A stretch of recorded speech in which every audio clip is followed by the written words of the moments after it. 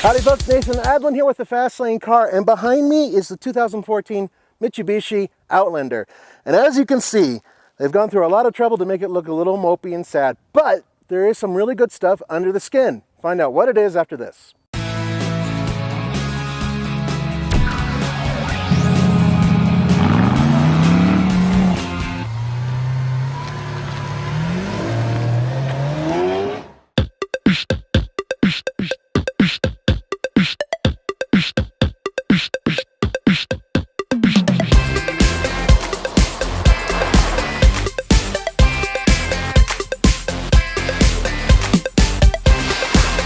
Ladies and gentlemen, there are two engines that are available for the 2014 Mitsubishi Outlander. The one that's in here is a 3-liter V6 that puts out 224 horsepower and 215 pound-feet of torque, and it's hooked up to a 6-speed automatic transmission and a all-wheel drive / 4-wheel drive system that you can control right next to the gear lever, and it works really well. There is a 2.4-liter 4-cylinder engine that puts out 166 horsepower and 162 pound-feet of torque. I don't recommend it. I think this thing is actually a little too big for that. The V6 as it stands, it's got enough guts. It does pretty well, and well, frankly, it's kind of boring.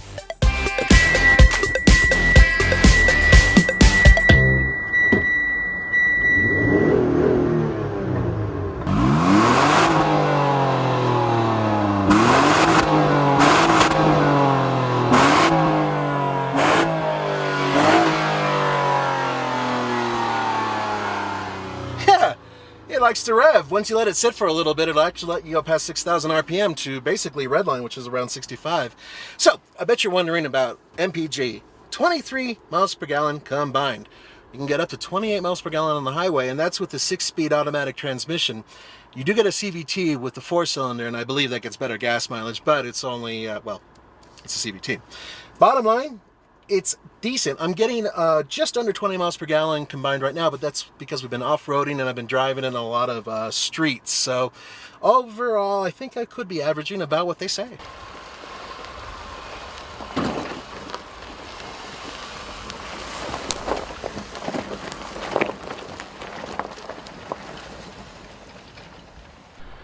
Not a lot of underside cladding, unfortunately. I have it in low. I'm going to see if we can get over this rock here.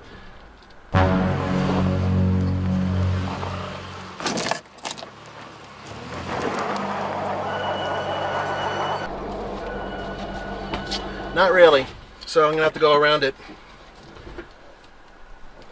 Smell some burnt rubber though, that's always good.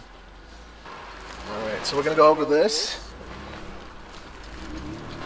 Mitsubishi never said this was an off-roader. So being able to handle any of this trail is a couple steps above its ability. Now, with that said, we recently had a Nissan Rogue, which competes directly with this vehicle. The new Nissan Rogue has a 3rd-row seat option and is in a very similar price category as this vehicle. And you know what? The Nissan did really well on this trail. So far, point to Nissan.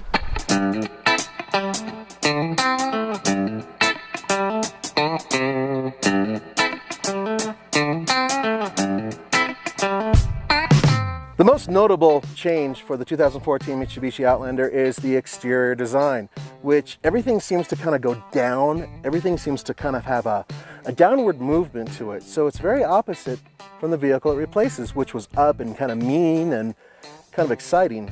Unfortunately, that is what I consider to be the weakest point of this vehicle, and it goes from the rear to the front. Every single component that's here, that's outside, has a downward feel to it. So this is the tough part of the off-road section. And really, this is a challenge for vehicles like this, crossovers. And you know what? It's doing okay. Didn't lose any traction, unlike that first rock where it was not going to go up. That's pretty much its maximum ability. It just went up obstacles that are around 8 inches high, and it was able to get through it actually fairly unscathed. Yeah, okay, ran over a rock or two where you hear a little bit of a scratch, but for the most part, it did okay.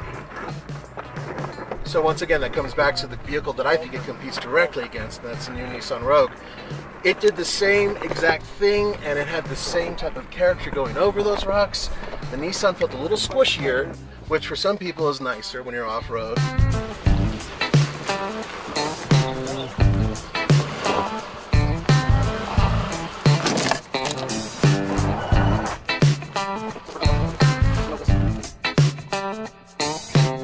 The interior is a vast improvement over the old interior with the old Outlander. And with that being said, it's still not exactly what I would call high-end. Fortunately, there are soft touch materials where there weren't soft touch materials before, and it's higher quality all throughout.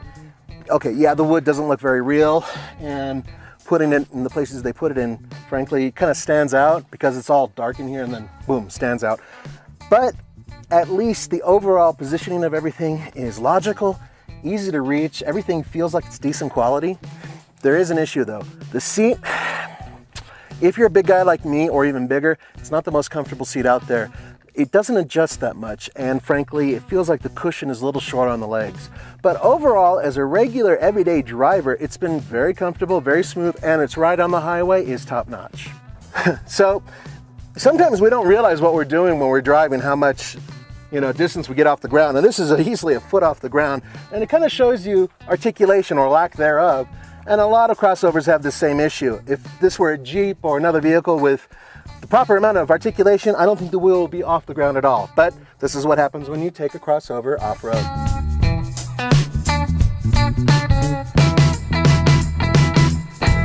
So now we're going to go down, and there is no hill descent control.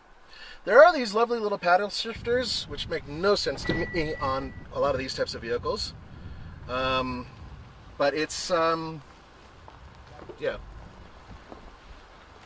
Seems to be working all right, just with the brake. I can actually tell you, the articulation isn't as good on this as it is in the Nissan. And we recently took the XV Crosstrek, the Subaru, on this very same road and these same obstacles, and the Crosstrek just had no problem with it. And that was the hybrid, by the way. Yeah, so far so good. A little bit of a noise there, but yeah, so the articulation, not very good. Once again, you won't be taken on roads like this. But the traction's been really good on loose surfaces, so I'm willing to bet that on snow, this thing probably kicks ass. Especially because you have the setting, you can actually set it into the snow mode. So, you might be wondering why this is a larger vehicle than the one it replaces, and there are a couple reasons, but the main one is more interior space, more room, more usable room. They used to have an optional third row seat that popped up, and you had to put it together like origami. I mean, it literally had little parts that you had to unfold and everything else. It was really shaky and, well, not the most stable thing you'd want to put people into. So they came up with this, a regular third row seat, and it's not very big. There's enough room in here for little ones, but it does fold flat, and down here, you have to put these puppies up there in order to keep your rider safe. So at least there's enough room for that in here. And the thing is, this comes standard.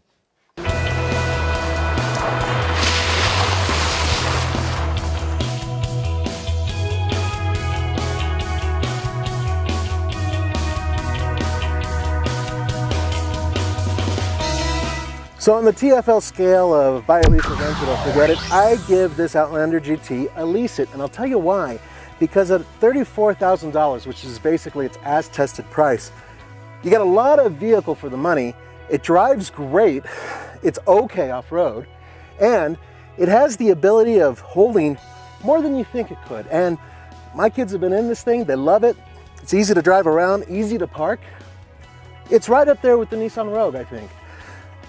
You would get to buy it, but I just can't get over the way it looks. Mitsubishi, seriously, you need to work on your styling. This thing looks sad. It looks like it's pouty. For the Fast Lane Car, this is Nathan Nadlin saying, don't forget to go to tflcar.com for news, views, and reviews. Adios.